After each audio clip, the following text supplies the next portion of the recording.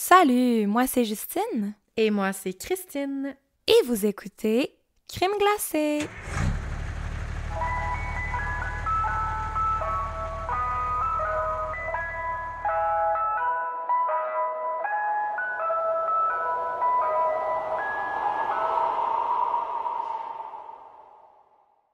Rebonjour, bienvenue! Salut! Il y a une semaine qui s'est passée, mais nous, on a l'impression que il y a juste 2-3 heures qui s'est passé à raconter la même histoire. Oui, parce qu'on s'est laissé à la partie 1 de l'histoire de Fred et Rose West. Et là, vous avez attendu une semaine pour la partie 2. Mais nous, on l'enregistre back à back. Exact. Fait que, écoute, je me suis pris une petite coupe de vin pour me remettre de mes émotions de la partie 1. Je vais vous l'avouer. Parce que, vous l'avez entendu, c'était long. C'était une grosse... Épouvantable.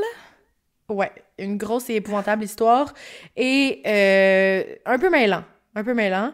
J'espère que vous vous êtes retrouvés dans tout ce que j'ai dit. J'espère que vous avez suivi du début à la fin. Bref, on repart pour la partie 2 aujourd'hui. Yes, j'espère que vous êtes prêtes.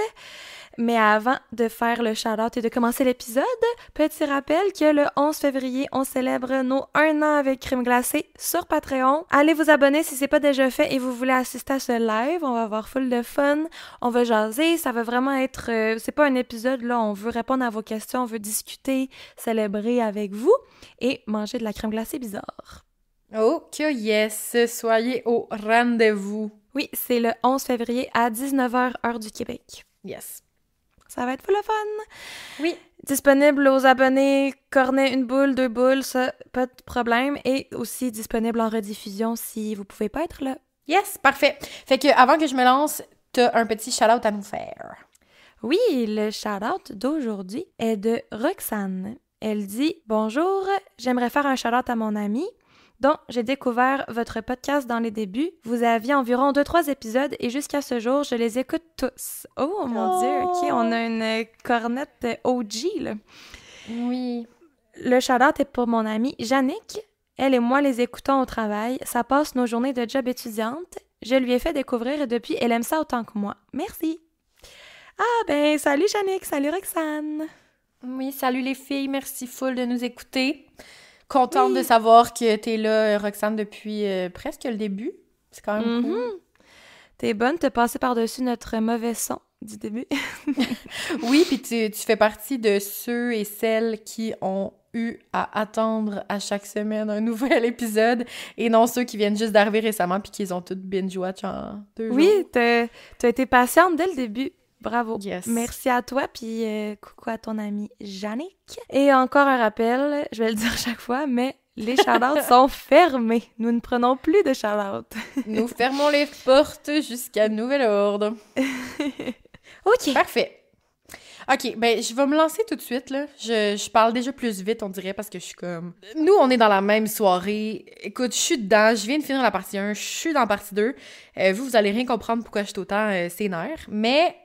Bref, je vais me lancer tout de suite parce que c'est assez long aussi comme épisode. Ça devrait se ressembler là, avec le premier, mais j'ai l'impression qu'il y a plus d'action dans celui-ci. Oh yeah! Alors, il me semble que je voulais dire de quoi avant de commencer? Un petit recap? Ah oui. Oui. De où on s'est laissé? Ouais. Donc, Jus, tu peux m'aider aussi si jamais je déparle ou j'en perds mes mots, mais je vais vous faire un petit recap de où est-ce que je vous ai laissé dans le dernier épisode. Donc, bref, qu'est-ce qui s'est passé dans le dernier épisode? Je vous ai raconté qui est Frédéric West, qui est Rosemary Letts, qui est devenue Rose West. Et en vous parlant de leur enfance, leur rencontre, qu'est-ce qui s'est passé avant leur rencontre, je vous ai parlé de leur début dans leur mariage, de tous les enfants qu'ils ont eus, comment ça se passait à la maison, puis au point où on en est en ce moment, eh bien, avant la rencontre, avant le mariage de West, en fait, il y aurait eu techniquement le meurtre de Anne McFall, une ex-copine de Fred West, ainsi que de son enfant de 8 mois qui n'était pas encore né. Il y aurait également eu le meurtre de Charmaine, la première fille qu'il aurait, entre guillemets, adoptée. C'était pas sa fille biologique, mais c'est la première enfant qu'il aurait eue. Et Rena West, qui était sa première épouse et la mère biologique de Charmaine. Mhm. Fait que techniquement, 4 meurtres. Je pense qu'on était rendu là.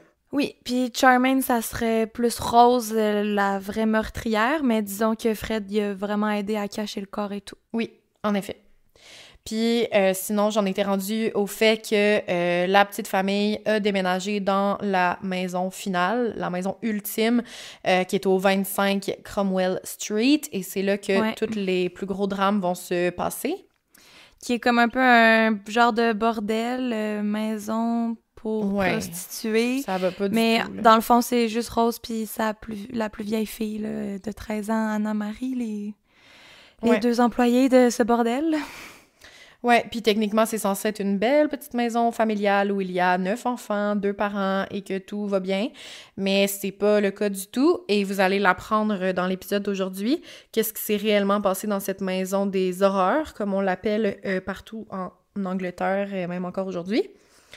Puis, j'avais terminé en vous parlant des 2 premières personnes qui ont vraiment subi les sévices pendant le parcours dans la maison sur Cromwell Street. Donc, Anna-Marie, qui a vécu l'horreur en premier, et ensuite Caroline Owens, qui a vécu l'horreur également, mais qui est une survivante. Et bref, si cette femme avait été... mettons, si on avait pu, après Caroline Owens, arrêter les West... bien, peut-être que tout le reste de ce que je m'apprête à vous raconter aujourd'hui ne se serait pas passé. Mmh. Oui, Caroline, c'était une nounou là, qui avait pris en autostop, là. Oui, exact. T'avais commencé ton épisode avec ça, là, ouais. Ouais. Bref, c'est déjà beaucoup. Oui. Gros recap, là. Pour vrai, si vous n'avez pas écouté la partie 1, vous devez rien comprendre. Ouais. Non, pour vrai, je vais essayer d'être le plus clair possible encore aujourd'hui. J'espère, comme je l'ai dit tantôt, que vous avez compris au complet ma partie 1. Sinon, peut-être qu'à l'écoute, c'est chaotique, mais je vais mettre comme des photos de toutes les étapes, de tout ce qui s'est passé sur les réseaux, fait qu'hésitez pas à aller les voir. Puis sinon, je vais commencer l'épisode un peu comme j'avais commencé le dernier, c'est-à-dire en faisant un petit bond dans le temps. J'ai dit le dernier épisode qu'il s'était passé des événements tragiques dans la maison sur Cromwell Street entre les années 72 et 92, si je me trompe pas. Eh bien là, je vais sauter dans le temps et commencer directement en mai 1992. Un événement qui est arrivé qui a fait en sorte que ça va changer le cours des événements. Donc, je me lance. Nous sommes en mai 1992. Fred a demandé à sa fille de 13 ans, Louise, j'en avais parlé un peu dans le dernier épisode, il lui demande de venir le rejoindre dans une pièce de la maison. La fameuse pièce qu'on va apprendre plus tard qu'il se passe tout le temps les choses les plus tordues. C'est-tu la Rose Room ou c'est une autre pièce? C'est une autre pièce. C'est la pièce où est-ce que... Puis tu sais, j'ai des photos de ça, là, c'est terrible, mais il y avait une pièce où c'est Fred qui faisait les actes les plus horribles. Il y avait la pièce de Rose où est-ce qu'elle se prostituait et qu'elle invitait des clients. Il y avait plusieurs pièces comme ça, puis il aimait bien ça, donner des noms à leurs pièces. Là, je les ai pas toutes pris en note, mais ça va être dans les photos que je vais mettre sur les réseaux sociaux. Il y a les noms et tout. Ça va être très graphique dès le début, un peu comme j'avais fait avec Caroline Owens dans le premier épisode. Donc, si vous n'êtes pas à l'aise, peut-être skipper les premiers 30 secondes, 1 minute, puis ensuite, on va retourner en arrière pour comprendre qu'est-ce qui s'est passé. Donc, en 1992, Fred demande à sa fille de 13 ans, Louise, d'apporter quelque chose dans une pièce, de venir le rejoindre. Bref. Donc, Louise s'y rend. Rose n'était pas à la maison cette fois-là, la fois de cet événement-là. C'était seulement Fred et les enfants. Donc, Louise se rend dans la pièce et peu de temps après, les autres frères et sœurs de Louise, qui étaient dans la maison à ce moment-là, y entendent au loin un cri. Une petite fille, c'est Louise, bien entendu, qui crie à l'aide « Fais pas ça, non, arrête ». Plus tard, Fred va finalement redescendre du 2e étage où il était dans la pièce avec la petite Louise, suivi de Louise pas longtemps après qui va sortir et arriver devant ses frères et sœurs se tordant de douleur. Elle pleure elle est en larmes, elle a de la difficulté à marcher et ses frères et sœurs vont vite comprendre que Louise vient de se faire agresser sexuellement. Quand Rose va arriver à la maison, ben Louise, elle va avoir le réflexe d'aller dire à sa mère qu'est-ce qui vient de se passer pendant qu'elle n'était pas là. Eh bien, Rose, elle va répondre, ben, si ça t'est arrivé, dis-toi que c'est normal puis que ça devait t'arriver. Tu dois avoir fait quelque chose qui a déclenché ça. Là, Louise, elle va pas comprendre parce que c'est pas la réaction que tu t'attends à avoir, mais en même temps, eux, dans leur famille, ils ont toujours connu ce genre de geste. Donc, Ouais. c'est ce qu'elle se fait répondre. Par la suite, Louise aurait été agressée à 3 autres reprises et Rose était personnellement dans la pièce lors des dites agressions faites par Fred. Une fois même, après une agression, Louise était dans la salle de bain avec Rose et Rose ne cessait de lui répéter « Eh bien, tu t'attendais à quoi? » Genre, c'est sûr que c'est ça qui allait arriver. Ça n'a pas de sens. Fred aurait également filmé la majorité des agressions. Donc, on a pu les trouver par la suite. Oui, parce que ça a commencé dans les années 60-70, là, mais là, on est rendu à 92, fait qu'il y a des petits caméscopes, les technologies ont avancé. Ben oui, que... malheureusement pour ça, là. Ou Ouais. heureusement parce que ça fait bien des preuves, là, mais en tout cas. Donc, quelques semaines plus tard, Louise va avoir le courage de se confier à une amie proche à l'école sur ce que son père avait fait. Bravo. Et cette amie va le raconter à sa mère, qui, elle, va appeler la police. Enfin! Thank God. Hey!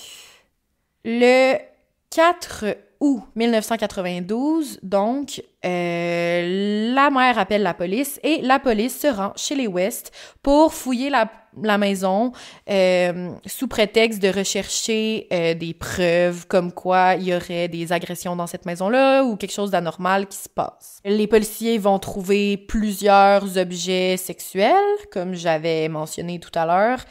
Pas tout à l'heure, excuse-moi. La semaine dernière? Ouais. Ils vont également trouver 99 vidéos pornographiques de façon artisanale, donc fait à la maison par les West, des West avec des femmes quelconques. Donc, soit les clients de Rosemary ou d'autres femmes et d'autres hommes. Et puis, sur, justement, une des vidéos, eh bien, ils vont trouver Fred ainsi que sa fille Louise. Parce qu'ils les avaient filmés, comme je l'ai dit. La fillette de 13 ans va faire une déclaration complète par l'intermédiaire d'un avocat pour amener son père en cours. Elle décrit tout ce qui lui est arrivé, tous les abus sexuels qu'elle a vécu à partir du moment où elle avait 11 ans. Le fait aussi que sa mère était complètement indifférente quand elle lui en avait parlé. Tous les enfants de la famille vont être placés en famille d'accueil dès le lendemain matin. Eh boy, c'est rapide. C'est rapide. Mais c'est bien, Ben, c'est bien. tu tombes sur des vidéos comme ça, puis tu vois que le père, il y a des vidéos avec Ouais, ses filles, tu agis vite. Donc, tous les enfants sont retirés. Les enfants des West vont également révéler que leur mère, Rose, elle n'était pas si innocente qu'elle aurait pu en avoir l'air. Donc, ils vont dire que souvent, c'était elle qui donnait le plus de violence à la maison. Donc, oui, son père, on a pu voir des preuves comme quoi il y avait des agressions sexuelles, mais sa mère, il paraît qu'elle n'était vraiment pas douce non plus et qu'elle en faisait vraiment beaucoup. Et puis là, les enfants qui sont maintenant en famille, qui se font placer à la DPJ, premièrement, pour être envoyés en famille d'accueil. C'est pas tout le monde qui va être en famille d'accueil directement, là. Mais bref, les enfants des West qui sont souvent en contact avec les intervenantes de la DPJ. La DPJ de là-bas, là. Je sais pas c'est quoi le nom. Ouais, la DPJ de là-bas, là, les services de protection de la jeunesse. Je sais pas comment eux, ils appellent ça. Je voulais juste pas que les gens pensent qu'on pense que ça s'appelle de même aussi en Angleterre. Ça doit avoir un autre terme. Oui, t'as bien fait de le dire. En parlant aux intervenants et aux intervenantes, les enfants, ils vont comme tous révéler un détail qui se rejoignent. Je sais pas comment dire. Il y aura un lien, en fait, sur une des choses que quasiment tous les enfants vont dire, si c'est pas toutes. Eh bien, ils vont parler d'une certaine blague que leurs parents disaient souvent. Une blague, c'est vraiment pas le bon mot. C'est entre très, très gros guillemets, là.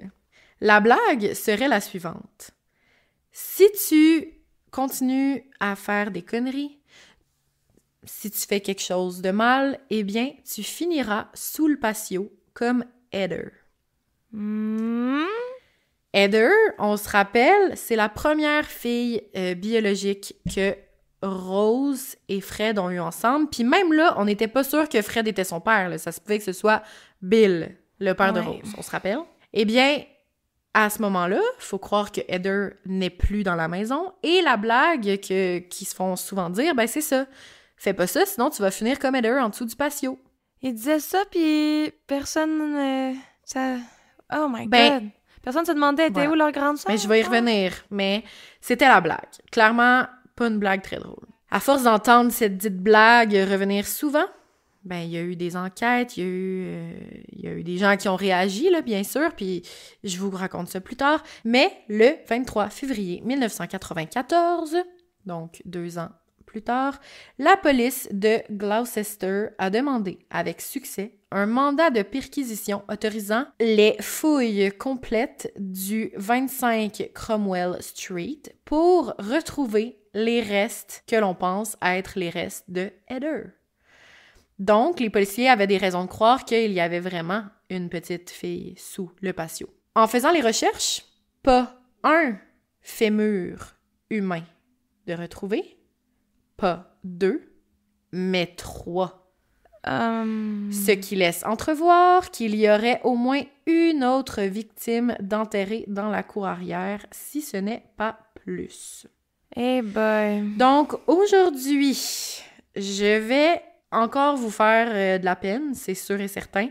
Ça sera pas facile, mais je vais vous parler du fameux procédé, ou comme on pourrait appeler du modus operandi que Fred et Rose West employaient, de l'enquête qui va mener à cette fameuse arrestation. Et je vais essayer le plus possible de vous parler de toutes les victimes que le couple fait, même si à ce jour, on les connaît pas toutes. Et aussi des survivants qui vont être malheureusement brisés à tout jamais dans cette histoire. Le fameux procédé, donc le modus operandi, comme on appelle souvent. On revient au moment où je vous parlais que Anna-Marie commence à recevoir des sévices sexuels. Ensuite, je vous ai parlé de Caroline Owens, qui aurait été la première personne que le couple ensemble a essayé d'assassiner. Avant, ils avaient tué, mais chacun de leur bord, mais là, ils essayent de faire ça comme une activité de couple. Exactement. Donc, toujours dans la fameuse maison à Gloucester, où l'adresse restera dans la tête de tous les habitants, même encore aujourd'hui, le couple vont transformer la salle de jeu du sous-sol en vraie salle des tortures.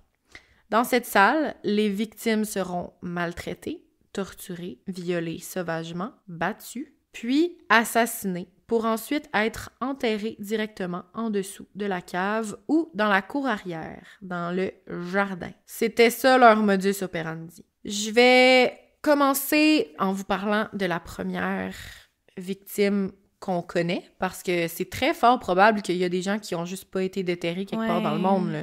Très fort probable. Mais bref. 20 avril 1973. Le couple va commettre son premier meurtre ensemble qui est connu aujourd'hui. La victime était une jeune femme de 19 ans nommée Linda Gauth que Fred et Rose avaient rencontrée par l'intermédiaire d'un locataire.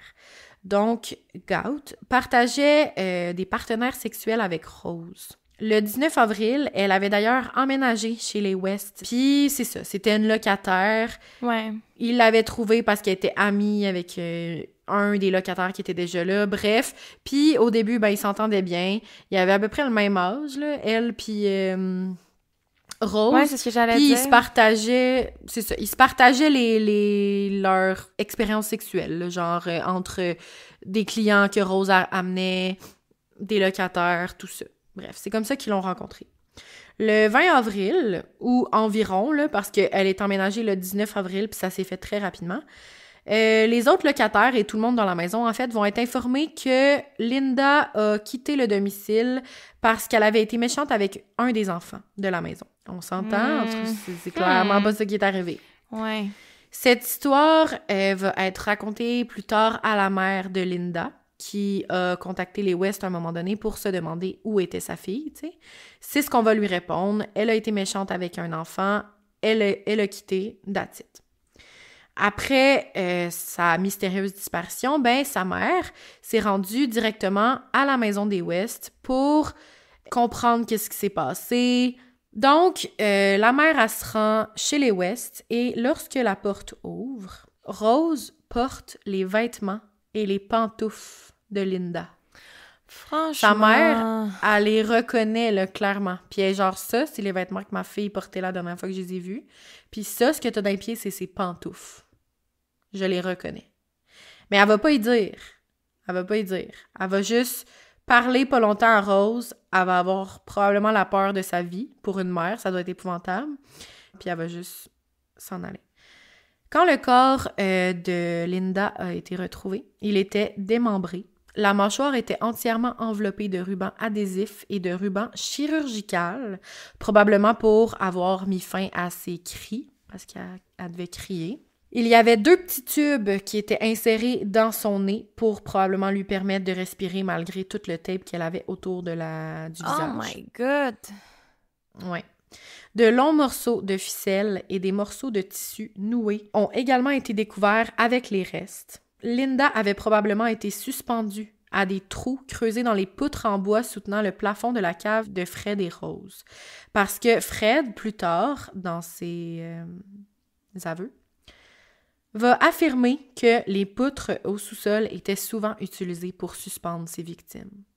Donc, si les victimes étaient retrouvées avec de la corde, c'est probablement parce qu'ils avaient été pendus avant d'être démembrés et... Ouais, ça me fait penser au Toy Box enterrés. Killer un peu, il faisait ça aussi. Avec genre des poulies, puis des chaînes. Mm-hmm. Ouais, ça ressemble à ça. Puis ensuite, Linda aura été enterrée sous le garage de la maison. À partir des enquêtes qu'ils vont faire plus tard là, dans l'histoire, dans l'ordre chronologique des choses, la police et les experts médico-légaux ont conclu que toutes les victimes retrouvées dans la cave du 25 Cromwell Street avaient été assassinées à cet endroit, donc dans la maison, et que, pareil comme Linda Gauth, chacune avait été démembrée et avait subi le même modus operandi. 10 novembre 1973, Caroline Cooper, donc une autre victime du couple West, cette fois-ci 15 ans, encore une fois une jeune femme. Cooper avait été placée en famille d'accueil après la mort de sa mère en 1966. Elle a été vue vivante pour la dernière fois par son petit ami dans la banlieue de Warndon, montant dans un autobus pour la maison de sa grand-mère. C'est tellement triste. Ils l'ont juste kidnappée. Elle attendait l'autobus. Oh my God. Elle a probablement été traînée dans la voiture de Fred, où son visage a été bandé avec du ruban chirurgical, encore une fois, et ses bras liés avec du tissu. Cooper a été suspendue aux poutres en bois du plafond de la cave, tout comme Linda, à cause des cordes qu'on a retrouvées également. Puis, elle serait morte par strangulation ou asphyxie avant que son corps ne soit démembré et enterré dans une tombe de la même façon que Linda Gauth. J'avais amené le sujet à la partie 1, mais c'est bizarre qu'ils démembrent les corps juste pour l'enterrer. On dirait que... Je sais pas je veux pas trop imaginer qu'est-ce qu'il faisait avec les corps, là, qui lui faisait du plaisir, peut-être, là, mais... Ah, c'est terrible. Normalement, là, déjà que tu devrais pas tuer quelqu'un, tu le démembres pour qu'il rentre dans une cachette, tu sais, ou que tu le pitches ses parties à différents endroits pour pas qu'on les retrace, que tu le pitches dans l'océan. Mais juste pour l'enterrer dans ta cour, c'est vraiment bizarre de le démembrer. Puis les mettre tous au même endroit, là. Ouais, c'est comme si ça faisait partie d'un rituel, peut-être, ou en tout cas, j'espère qu'il les démembrait post-mortem aussi, là. En tout cas, je veux pas y aller trop loin dans mes réflexions dégueu, là, mais... Ouais. Puis c'est pour ça que je trouve ça important d'en parler encore aujourd'hui, parce qu'il y a beaucoup de détails comme ça qu'on n'a aucune idée qu'est-ce qui s'est passé. Puis c'est dégueulasse. 27 décembre 1973. Lucy Partington. Partington, c'était une étudiante à l'université. Elle avait 21 ans. Elle a été enlevée, elle aussi, à un arrêt d'autobus sur l'autoroute. Elle aurait fort probablement subi les mêmes tortures que les précédentes. On va apprendre plus tard que la sœur de Lucy, Marianne Partington, a été passée en entrevue. Elle aurait dit que la rage qu'elle a ressentie lorsqu'elle a appris ce qui était arrivé à sa sœur était indescriptible. Elle dit qu'elle a su à ce moment-là qu'elle aurait été capable de tuer quelqu'un, tellement elle était fâchée. Je comprends. Ce que j'ai trouvé intéressant dans ce que Marianne elle a dit, parce qu'elle a passé dans un reportage, c'est qu'avec le temps, en s'assurant qu'elle attendait pas de réponse de la part de Rosemary, eh bien, elle a décidé de lui écrire. Marianne, elle a fait partie, après la nouvelle là, qu'elle a appris de sa sœur, elle a fait partie d'une sorte de groupe qui essayait de se rendre au pardon après avoir vécu comme des choses atroces. Elle a finalement réussi, elle a ressenti de l'empathie pour les West, qui étaient les tueurs là, de sa sœur, puis elle a justement écrit à Rosemary pour lui dire qu'elle la pardonnait à 100%. Ah! Oh là ouais. là! C'est fou, là! Puis genre, je peux comme comprendre une partie, puis c'est pour ça que j'ai voulu comme le mentionner, parce que j'ai trouvé ça beau quand même, de ce qu'elle disait, puis tu sais, j'ai écouté là, dans le reportage qu'elle passait, fait que je l'ai comme entendu, puis j'ai trouvé ça beau, genre c'est venu me chercher, mais en même temps, je sais pas, genre, comment qu'elle a fait pour se rendre là. Ouais, genre... c'est spécial. Rose, on dit, ben, de mon point de vue, Rose, elle mériterait pas de se faire pardonner, mais Marianne, elle mérite de ne plus vivre dans la colère. Et j'ai l'impression qu'une des seules façons de passer par-dessus ta rage, c'est de pardonner. Prochaine victime, malheureusement. 16 avril 1974.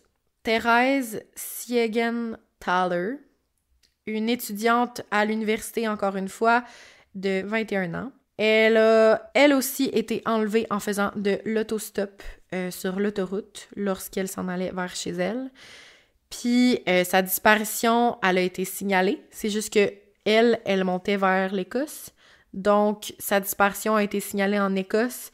Puis, ça a été très difficile de la retrouver, puis de comprendre que c'était une victime des West, parce que, techniquement, quand elle s'est fait enlever, ben, elle était encore en Angleterre. Fait qu'en tout cas... je vais essayer de pas le dire trop souvent, puis pas de me répéter trop souvent, mais...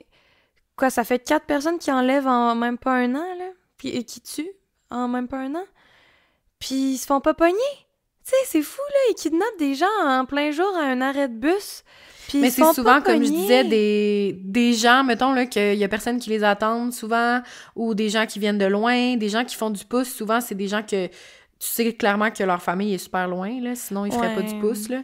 Ou bien qu'ils sont pauvres, ou bien qu'ils ont pas de famille, ou bien qu'ils sont en voyage, ou bien, tu sais, c'est... Malheureusement, c'est super facile. Ouais, ils savent qui cibler, là. Tu sais, moi, j'en ai déjà fait du pouce, là, puis...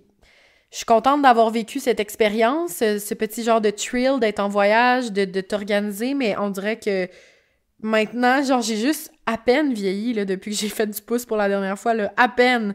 Mais en ce moment, peut-être en faisant du true crime, j'ai tendance à dire aux gens, genre, ne faites jamais ça. Ben non. On sait jamais, là, sur qui on peut tomber, là.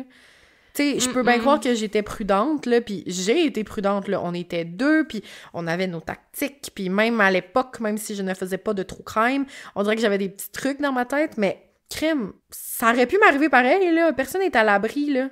Ben non, c'est ça, moi, je ferais jamais ça. Ou si j'en fais, ça serait avec plusieurs personnes. Même deux, je trouverais pas ça suffisant. Fait qu'en tout cas, si des petits jeunes qui nous écoutent, faites pas ça, les enfants! Bref. Fred va éventuellement, là, je parle encore de Thérèse, là, il va éventuellement, là, pendant ses aveux, dire qu'il a construit une fausse cheminée à l'endroit où il avait enterré Thérèse pour dissimuler le corps. OK. Fait qu'il faisait un peu n'importe quoi à chaque fois. 15 novembre 1974, Shirley Hubbard, une jeune fille de 15 ans, c'était encore une fois, comme on l'a vu pour la première, je pense, une enfant qui était en famille d'accueil puis qui a été enlevée à un arrêt d'autobus, pas loin de où est-ce que les West habitaient. Ça faisait combien de temps qu'elle était dans la famille d'accueil? Peut-être pas longtemps. Il n'y a pas grand monde qui la cherche. Elle attend l'autobus. Ça se passe en 2 Ça secondes. peut être considéré comme une fugue, puis ciao, bye. C'est triste. La dernière fois qu'elle a été vue, c'est par son petit ami qui lui avait dit « On se voit demain matin ». Ça, c'est quand même vraiment triste. Sa tête, à elle, elle aussi été complètement recouverte de ruban adhésif et de ruban chirurgical. Elle avait également des tubes de caoutchouc dans le nez pour l'aider à respirer. 12 avril 1975, Juanita Mott, une fille de 18 ans, une ancienne locataire qui a habité au 25 Cromwell Street. La dernière fois qu'elle a été vue, elle faisait de l'autostop sur l'autoroute. 10 mai 1978, Shirley Ann Robinson, une ancienne locataire, encore une fois, de 18 ans, qui habitait avec les West. Robinson était bisexuelle et elle avait souvent des relations avec Fred et avec Rose. Au moment de sa disparition, elle était enceinte de 8 mois de l'enfant de Fred. Et son petit garçon devait naître sous peu, là, genre dans les jours qui suivaient. Oh my God! Je dis tout le temps « Oh my God », je m'excuse, je vais essayer de dire autre chose, là, mais Ouais. je suis pas capable. Mais non, je comprends, là, il n'y a rien à dire. Puis cette fois-ci, ce qu'on peut voir de différent des autres, premièrement, Shirley a couché avec les deux, volontairement. Elle était enceinte de l'enfant de Fred. Donc, on suppose que Shirley Robinson, puis avec les choses qu'on va entendre plus tard, les aveux et tout, on suppose que c'est Rose qui aurait tué Shirley Robinson tout seul, cette fois-là, parce que elle était jalouse qu'une autre femme ait un enfant de Fred. Puis ça fait bien du sens, là, parce que depuis un bout, il y a juste Rose puis Fred qui existent, leurs enfants, leurs victimes. Mais là, qu'il y ait comme une fille qui est enceinte de 8 mois quand même, là, ça veut dire que ça se savait dans la maison, là, que c'était Fred, tu sais. Rose, elle devait voir les patterns puis se dire, ça, moi, quand j'ai commencé dans la vie de Fred, c'était exactement la même chose. Oui. Fait que là, je me fais remplacer ou quoi? Exactement. Donc ça, on pense que ce serait Rose tout seul qui aurait fait le meurtre. 5 août 1979, Alison Chambers, 16 ans. Elle aussi était une petite fille de famille d'accueil qui s'était enfuie de la DPJ, là, entre gros guillemets, là, du centre pour jeunes. Puis elle avait rencontré Fred par hasard, là, je sais pas trop, en s'enfuyant. Donc elle aussi, elle a habité au 25 Cromwell Street. Son corps a, elle aussi, été démembré. Il manquait plusieurs os. Il y avait une ceinture de cuir qui passait sous sa mâchoire et qui était attachée au sommet de sa tête. Donc, ils ont utilisé une nouvelle méthode pour elle, je sais pas trop. Puis, pour que personne, en fait, s'inquiète, parce que Alison Chambers, même la famille d'accueil chez laquelle elle était, ben sa famille pouvait s'inquiéter différemment des autres. Donc, pour être sûr de dissiper toute inquiétude chez la famille des Chambers, ben ils ont inventé un petit mensonge et ils ont posté une lettre qui était soi-disant écrite par Alison Chambers pour sa famille, mais c'était pas le cas, on s'entend.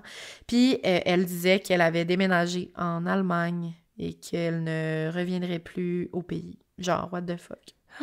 Je comprends pas, ok, là, je me répète, là, mais je comprends pas qu'ils pouvaient faire tout ça puis personne les retraçait au West, là. Clairement, c'était connu que cette maison-là était bizarre, qu'il y avait plein de gens vagabonds qui allaient dormir là, qu'il y avait du sexe tout le temps, que des gens rentraient puis en ressortaient pas. Je peux pas croire, là, c'est bizarre. Puis c'est fou parce que à ce moment-là, ils ont encore des enfants, là, les West. Ouais. Fait que c'est fou que personne ait pris, mettons, le téléphone puis ait appelé la police. Ou à l'école, tu sais, les enseignants, personne se doutait, hey, ça a l'air bizarre ce qui se passe dans la maison de ces enfants-là, leurs parents sont bizarres, tu sais. Personne n'a rien fait avant 92. Mais c'est un échec au début de l'épisode. C'est un échec de toute la société de cette époque-là, de ce quartier-là, de cette ville-là. Là. C'est pas juste la faute... Oui, c'est de la faute de Rose et Fred, là, mais c'est aussi la faute de quelque chose de plus grand, là. Ouais, je comprends. En même temps... C'est c'est ignorer des signes, c'est de pas faire attention à protéger nos enfants, pas s'intéresser, pas essayer de lire ou être sensible à des signaux. Tu sais, c'est vraiment de tourner le dos à sûrement plein de red flags là, qui étaient visibles. C'est fou que ça ait duré aussi longtemps. Ben oui. Non, je sais bien, là, genre... Puis c'est pour ça que c'est comme le couple de meurtriers, un des couples de meurtriers les plus reconnus au monde, là. C'est parce que ils ont réussi, c'est tellement pas un beau mot à dire pour ça, là, mais ils ont réussi à faire autant de dommages sur une période tellement longue, là, tu sais, c'est comme quasiment 30 ans, là, à peu près, là. Puis ça, c'est ce qu'on connaît, là, c'est ça qui est fou. C'est que peut-être qu'on saura pas, mais il y en a peut-être tellement d'autres, en tout cas. J'y arrive, là, mais c'est fou ce qu'ils ont fait pendant leur période d'activité sans que personne les arrête, mettons. J'en reviens pas. Après les 8 meurtres que je viens de nommer, 8 meurtres, Fred va bétonner toute la cave pour sûrement mettre une protection supplémentaire. Et ensuite, techniquement, de 79 à 87, il n'y aurait aucun meurtre de connu. Techniquement. Ouais, on peut en douter, mais... Ben, moi, là, tout de suite, ce que je me suis demandé, c'est pourquoi, genre, du jour au lendemain, entre 79 et 87, plus personne. Quand c'était à chaque année, et même plusieurs fois par année. Ouais. Donc, qu'est-ce qui se serait passé pendant ces années-là, où on suppose qu'il n'y a pas eu d'autres meurtres? Parce que peut-être qu'il y en a eu, mais qui n'ont pas été enterrés en dessous de la maison, on ne sait pas. Qu'est-ce qui s'est passé dans ces années-là? Eh bien, entre-temps, une bonne nouvelle, Anna-Marie, elle a réussi à s'enfuir de la maison. Ce qui est une très bonne chose, puis c'est ce qui fait en sorte que aujourd'hui on a autant de témoignages d'elle, puis qu'elle a pu écrire un livre, là. Ben, wow. C'est grâce au fait qu'elle a pris son courage à deux mains, puis elle a quitté. Elle avait quel âge, tu sais-tu? Quand elle a quitté? Ouais. Ça se passe entre les années 79, elle est née en 64. Elle avait à peu près 16 ans, autour de 16 ans quand elle a quitté la maison. Elle a d'ailleurs changé son nom pour Anne-Marie. Bref, à ce moment-là, c'est qui reste dans la maison familiale, dans les années où il n'y a pas eu de meurtre? Nous avons Heather, May-June, les 2 filles les plus vieilles, et c'est d'ailleurs ces 2-là qui vont commencer à être les cibles pour les attentions sexuelles incestueuses de leurs parents. Ouais, si Anna-Marie est plus là, on passe à la prochaine. Ouais, Anna-Marie est plus là, puis là, pour une raison obscure, ils ont arrêté de prendre des filles autostop ou de familles d'accueil ou des locataires. Donc là, qu'est-ce qui se passe? Ben, c'est les 2 plus vieilles filles qui vont commencer à en subir les conséquences. Donc, la fréquence des abus va commencer à augmenter de plus en plus. Heather et May vont être abusés sexuellement à maintes reprises. Les parents de Heather et de May vont également faire référence au fait qu'ils aimeraient vraiment ça les mettre enceintes prochainement. Donc, les 2 filles vivent dans une atmosphère de peur, complètement. On va apprendre aussi par la suite que dans cette période-là, pour satisfaire leurs besoins, les parents, surtout Fred, vont occasionnellement regarder de la pornographie, tout le monde ensemble, avec tous les enfants de la famille.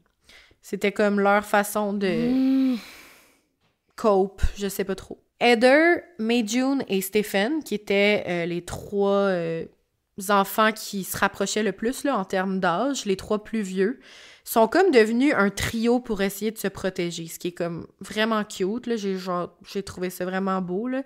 Puis le trio va décider que si le père demandait à une des 2 filles d'être seule dans une pièce avec lui, ben la fille disait oui à une seule condition, c'était que une autre personne du trio soit avec elle. Puis les 2 filles vont également mettre une règle entre eux, comme quoi, si jamais il y en a une qui va prendre sa douche ou s'il y en a une qui va se changer de vêtements, mettons, se déshabiller, faut tout le temps qu'il y ait l'autre dans la pièce avec elle. Puis Stephen, il va également s'assurer que chaque fois que cela arrive, il est au courant. C'est fou de devoir prendre ces mesures-là contre tes parents. C'est dans ta maison, c'est là que t'es supposé être en sécurité, te reposer, te ressourcer, puis tu dois vivre ça tous les jours de ta vie, là. Genre c'est même pas comme faire quelque chose pour que ça arrête, c'est comme on se protège ensemble pour que ça diminue, genre. Que ce soit moins pire. Donc là, bref, ça ne va pas du tout, surtout pour Heather et pour May qui commencent à ressentir de la pression, qui commencent à subir des abus quelconques. Mais on soupçonne que la première agression sexuelle faite par Fred West sur Heather aurait eu lieu comme au milieu des années 80. Puis pourquoi on soupçonne ça? C'est qu'avec les témoignages des autres enfants, avec les témoignages des professeurs, des amis de Heather, ben c'est comme la période de temps où on aurait remarqué que Heather a développé des symptômes classiques de détresse ressentie par des victimes de maltraitance, qui vivent de l'inceste à la maison, des trucs comme ça. Par exemple, elle faisait énormément de cauchemars, elle se rongeait les ongles jusqu'au sang, puis elle aurait commencé à boire beaucoup d'alcool, puis les gens autour d'elle auraient commencé à le remarquer. C'est ça Donc, que je tout disais. ça au milieu des années 80. C'est ça que Quoi? je disais. Il y avait des signes, tu sais, puis personne faisait rien. Genre, je comprends Oui, mais pas. ça là, ça découle. Là. C'est sur le bord de découler quand même assez rapidement. Mais oui, ça, c'est des Je suis fâchée. maudits gros signes. Là. Non, je comprends. Je comprends full. Tu sais, s'il y a des professeurs après coup qui peuvent dire « Oui, elle avait clairement des symptômes d'enfant négligé et maltraité. » OK, pourquoi tu dis ça quand elle est morte, genre, tu sais? En tout cas... Ouais. Ah, Non, je sais bien. ça me fâche. Là, comme je te dis, ça va découler assez vite. Heather, elle va finalement se plaindre à ses amis à l'école. En fait, elle va leur raconter ce qu'elle est en train de subir à la maison et que ses frères et sœurs sont en train de subir eux aussi. Et une fois en particulier, puis c'est là que tout a éclaté, ben probablement après un cours d'éduc ou quelque chose comme ça, Heather, à l'école, elle a dû prendre une douche devant les amis parce qu'ils étaient tout le monde ensemble en maillot de bain, il n'y avait pas de rideau, tout le kit. Puis les autres ont remarqué que partout sur son corps, ses bras, ses jambes, son torse, et ben il y avait des ecchymoses qui étaient comme à divers stades de guérison. Fait qu'on était capable de voir qu'il y en avait qui étaient comme vraiment récentes, puis d'autres qui étaient cicatrisées depuis un moment, là. Mais clairement, il y avait des traces sur tout son corps. Puis autrement que dans cette douche-là, personne n'aurait pu s'en rendre compte, probablement parce que Fred et Rose, ben ils faisaient attention de pas le faire dans le visage, ou ben... T'sais, pas que ce soit apparent, mettons. Après ce fameux événement dans la douche, ben Heather, elle va finalement le dire à un de ses meilleurs amis, là, une personne en qui elle avait confiance à l'école, puis elle va dire à cet ami-là que ses parents, ben, ils l'abusent sexuellement, que ça dure depuis toujours, puis que là, c'est en train de devenir de plus en plus fréquent, puis c'est ça va pas du tout. Sauf que cet ami-là fait enfin la bonne chose et va dire à son père exactement ce que Heather lui a dit dans la journée. Sauf que le père est un très bon ami de Frédéric West. Ce qui veut dire que, comme un gros débile, comme un gros jambon, eh bien, il va pas appeler la police pour dire tout ce qu'il vient d'entendre par son fils, mais plutôt, il va appeler Frédéric West et il va lui dire « Hey, il paraît que ta fille, elle raconte telle affaire à l'école. C'est pas vrai, là, tu sais. » Il l'appelle pour lui dire ça. Come on, monsieur, come on. Mais là, qu'est-ce que tu penses qui arrive, là? Fred, il apprend ça, il dit à Rose, les deux sont comme, ben, tabarouette. C'est sûr, là, que Heather, elle va être en pente descendante, là, ça va plus du tout à la maison, là. C'est terminé, là. Donc là, elle voit, justement, Heather est pas folle, là. Elle constate clairement que ça s'intensifie à la maison, elle se fait rentrer dedans, elle se fait ramasser, ça va plus du tout. Puis un soir, elle quitte l'école, puis elle dit « J'y retourne plus jamais. Là, je postule, je me trouve un emploi quelque part et je quitte la maison. » Elle se dit « Je m'en fous en ce moment que je suis jeune, je m'en fous que j'ai pas terminé l'école, je quitte tout et j'essaie de m'enfuir en trouvant un travail. » Elle est toute seule là-dedans. Elle est toute seule. Puis là, elle va essayer d'appliquer, en fait, dans une job pour travailler dans un camp d'été, genre un camp de vacances, là, pas juste un camp d'été que tu y vas à chaque matin puis tu reviens le soir, là. Un camp d'été que tu passes comme tout ton été là-bas au complet. Elle se dit que si elle réussit à convaincre ses parents d'avoir ce genre de travail-là, puis d'y aller, ben ça va être sa façon pour elle de, comme, ensuite ne plus jamais revenir, genre, ça va être comme une transition. Sauf que elle se fait refuser à la job. Et oh non. la job en question, ben, ils vont pas l'accepter. Ce qui fait que cette soirée-là, puis ses frères et sœurs vont être capables de témoigner c'était quand à peu près, puis on va être capable de déterminer que c'était environ autour du 19 juin. Ben, Heather, elle s'effondre, elle pleure toutes les larmes de son corps. Elle qui avait comme, à travers les années, essayé de rester le plus forte possible, puisque là, ça fait longtemps là, qu'elle vit des choses, ben là, elle a plus d'espoir. Et puis là, ce fameux 19 juin, en tout cas, on pense que c'est autour du 19 juin, parce que c'était comme la fin des classes et tout, eh bien, c'est la dernière fois que ses frères et sœurs vont la revoir. Oh my God! Une petite fille se confie, a dit « Mes parents abusent sexuellement de moi. » Puis, du jour au lendemain, elle disparaît. Personne fait de lien. Le père, là, qui avait entendu ça, qui était allé la stouler à Fred, ce monsieur-là, il a pas réalisé. Hey, dès que j'ai dit à son père qu'elle disait qu'il l'abusait sexuellement, elle est disparue de la map. Il a pas allumé? Ah. Non, je sais, c'est terrible. Le soir, quand les frères et sœurs reviennent de l'école puis qu'ils constatent que Heather n'est pas là, ben, qu'est-ce qu'ils vont se faire dire par les parents, justement? Heather a finalement été engagée au camp de vacances. On a décidé de les appeler, là, les maudits gens du camp de vacances, puis on leur a dit qu'il fallait qu'ils la prennent. Puis bref, après une petite discussion, ben ils l'ont accepté. Fait que Heather est partie au camp de vacances. Fait que là, ses frères et sœurs sont comme « OK », sont contentes pour elle, mais sont comme « Est-ce que c'est vrai ce que nos parents nous disent? » Ouais. Puis les parents, ben, ils vont dire la même affaire à tout le monde. Fait que genre, si jamais l'ami, justement, en question, comme tu dis, ben, il pose des questions à Fred, il va lui dire la même chose, elle est partie au camp de vacances, et blablabla. Donc, l'histoire, techniquement, fonctionne. Sauf que là, le temps passe, l'été passe, puis à un moment donné, ben, les frères et sœurs, ils commencent à poser des questions à leurs parents, genre, comment ça se fait qu'Heather, elle nous appelle pas? Comment ça se fait qu'on peut jamais y parler au téléphone? Parce que les parents, ils font à semblant qu'ils lui parlent au téléphone des fois, tu sais. Mais comment ça se fait que nous, on peut pas parler à Heather? Puis, à un moment donné, May puis Stephen, les deux plus vieux qui restent à la maison, ils disent, ben, il me semble que c'est pas normal, là. Genre, elle serait revenue à ce point-ci de l'été. Normalement, les camps de vacances sont terminés.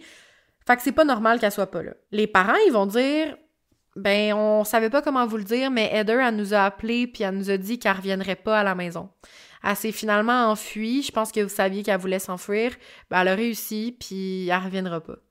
Fait que c'est une histoire qui peut être crue. C'est ça, de notre point de vue, on est genre, c'est tellement stupide, mais tout fonctionne un peu, genre... Oui, c'est ça. Calisse. Fait que les gens qui avaient des petits doutes, ben là, ils vont se dire, OK, clairement, ça se peut que ce soit vraiment enfui. Sauf que ses frères et sœurs, surtout May June puis Stephen, qui étaient rendus vraiment proches de Heather, ben eux autres, ils se disent, il y a de quoi, ça se peut pas, là. Ça se peut pas.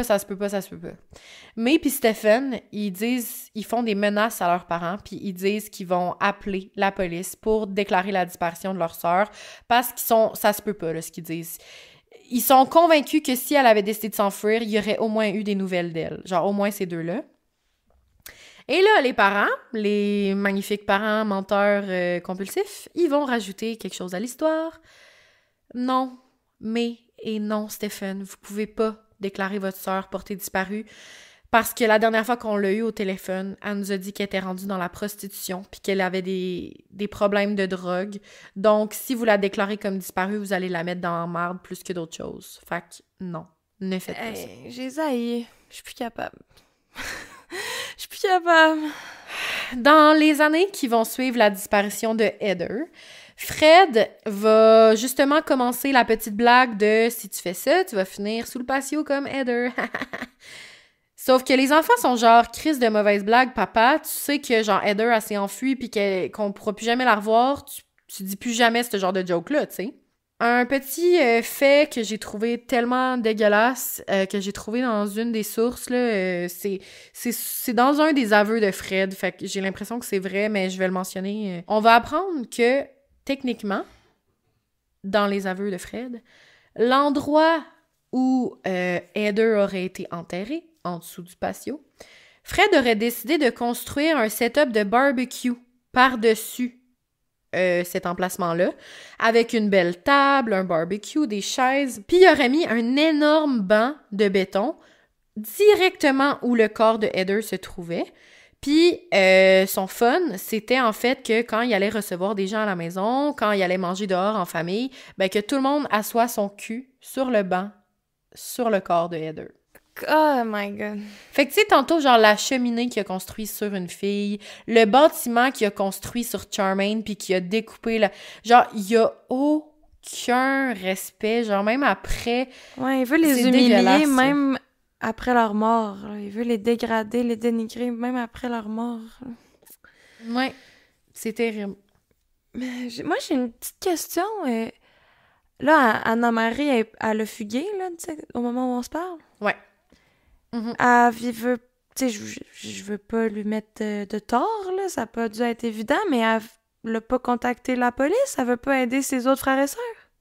Ben, je m'en viens là-dessus, justement, Ok. là. Bon, ok. Parce que la disparition de Heather, qu'on comprendra est un meurtre à 100%, ça, là, ça ne passera plus pour personne. Puis c'est exactement comme ça que j'ai commencé mon épisode, là, si vous vous en rappelez. Mais en 92, quand ils vont entendre la fameuse blague et tout, c'est vraiment ça qui va pousser comme toute la famille. Genre, Heather, c'est comme la goutte de trop. Donc, je m'en venais là, justement. Je te ramène donc à ce que je te racontais en début d'épisode. Le fameux événement qui a permis aux intervenants du centre de jeunesse et aux policiers de connaître la fameuse blague « Heather en dessous du patio ». Ce moment a vraiment été le point tournant dans l'enquête. Les enfants, tous emmenés au centre de jeunesse, en ont profité pour raconter tout ce qu'ils ont vécu de A à Z depuis le tout début de leur vie de merde. Même Anna-Marie, voilà, j'arrivais directement à ce moment, va se présenter et va raconter aux policiers sa version de l'histoire. Anna-Marie va ajouter que depuis plusieurs années, elle tente de retrouver sa mère, Rena, sa demi-sœur, exact, elle ne le sait pas, sa demi-sœur, Charmaine, et maintenant, ça fait plusieurs temps qu'elle essaie de trouver sa sœur, Heather, parce qu'elle croit pas une seconde qu'elle s'est enfuie par elle-même. Mon Dieu, elle cherche 3 personnes mortes. Ouais, c'est terrible. Dans leurs efforts, les policiers, pour rassembler toutes les preuves possibles, la police et les services de protection de la jeunesse vont également parler à May-June et à Louise, la petite fille de 13 ans qui a subi également des agressions sexuelles. Donc là, ça en fait en tabarouette de l'information ramassée. La police a ensuite concentré son attention sur la recherche de Heather, parce que c'est la chose en ce moment, c'est tellement éparpillé comme enquête, par où commencer. Là, pour l'instant, la chose la plus récente, c'est la disparition de Heather, donc ils vont mettre leur attention plus particulièrement là-dessus. Oui, parce que là, on dirait que à la base, on dirait un dossier de maltraitance d'enfants, d'inceste, agression sexuelle, mais avec Heather, c'est qu'on parle de meurtre, là. C'est ça. Puis c'est peut-être ça qui va ouvrir la voie à tous les autres meurtres qu'ils ont fait, tu sais. Exactement. Puis sans la disparition et le meurtre de Heather, qui a été fait d'ailleurs quasiment 10 ans, en fait, après le dernier que je vous ai raconté tout à l'heure. Fait que s'il avait jamais fait ça, là, peut-être qu'il aurait continué avec des autostoppeuses ou des gens random. Mais pas random, mais des gens qui connaissent pas. Mais à cause que là, c'était Heather, c'était la goutte de trop, puis grâce, malheureusement, au meurtre de Heather, ben c'est là qu'on a pu retracer toutes les autres victimes et tout ce qui s'est passé auparavant. Puis encore là, ça se peut qu'il y ait des choses qu'on connaisse même pas encore aujourd'hui. Ouais, parce que comme tu dis, 10 ans sans tuer, moi je trouve ça surprenant. Ouais. Puis même avant, là, ça veut pas dire que leur premier, c'était leur premier. Là. Ouais, aussi. Donc, 2 mois plus tard, l'enquête, tu sais, elle continue, mais tu sais, par où commencer, c'est tough. Les services de protection de la jeunesse vont appeler à nouveau la police pour leur dire « Là, on entend de plus en plus la fameuse blague de Heather.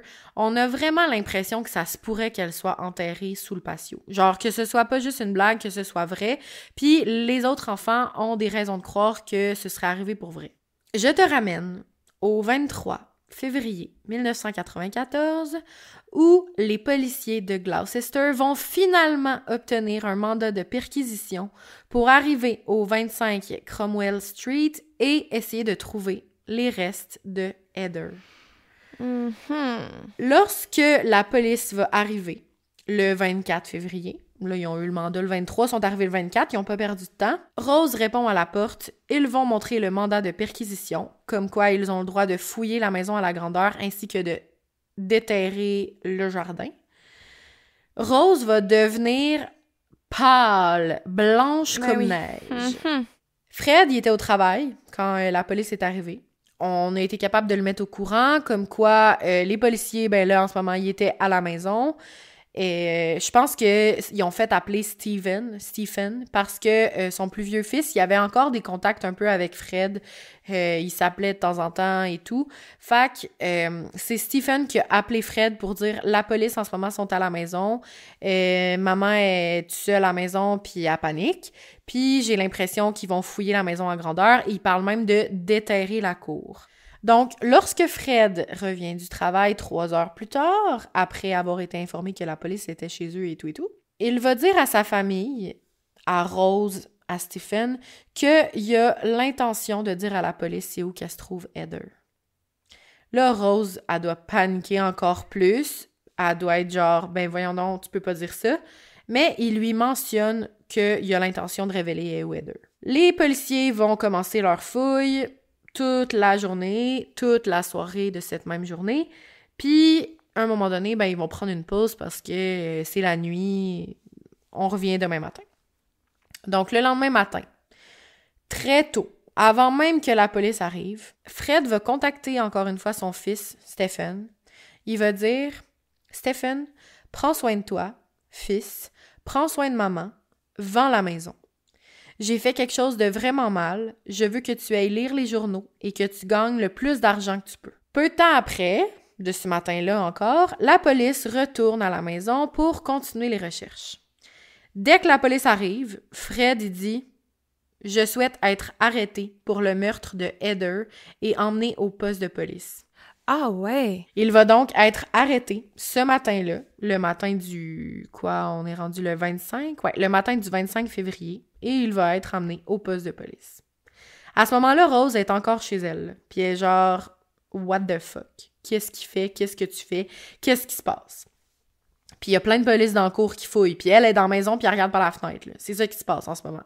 À 11h15 ce matin-là, Fred va officiellement dire à la police « Je confesse pour le meurtre de ma fille Heather. » Il va avouer avoir étranglé Heather dans un excès de rage, puis, après l'avoir tuée, il va avoir démembré son corps dans la salle de bain du rez-de-chaussée avec un gros couteau dentelé qu'il utilisait normalement pour couper des morceaux de viande congelée.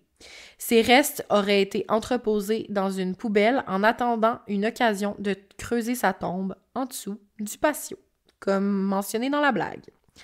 Fred va insister sur le fait que sa femme a aucune connaissance du meurtre de Heather. Il va même dire qu'il a commis le meurtre de Heather pendant que Rose était même pas à la maison. Il va ensuite se porter volontaire pour accompagner la police afin de localiser précisément l'endroit où le corps de Heather serait. Genre pour leur faciliter la tâche. Là, tu te demandes, genre, pourquoi il fait tout ça? Qu'est-ce qui se passe? Ouais, c'est un gros switch dans sa mentalité. Gros switch. Mais probablement qu'il s'est dit qu'il y avait comme plus d'autres options, là, genre qu'il fallait qu'il soit pogné un jour, je sais pas. Le lendemain, 26 février, la police commence à fouiller la partie où Fred a dit exactement où est-ce qu'il avait enterré Heather. Pendant ce temps-là, lui, il est arrêté, là, on s'entend. Et peu après 16 heures, fait qu'ils ont passé la journée à fouiller, à creuser et tout, la police vont finalement tomber sur le premier fémur humain.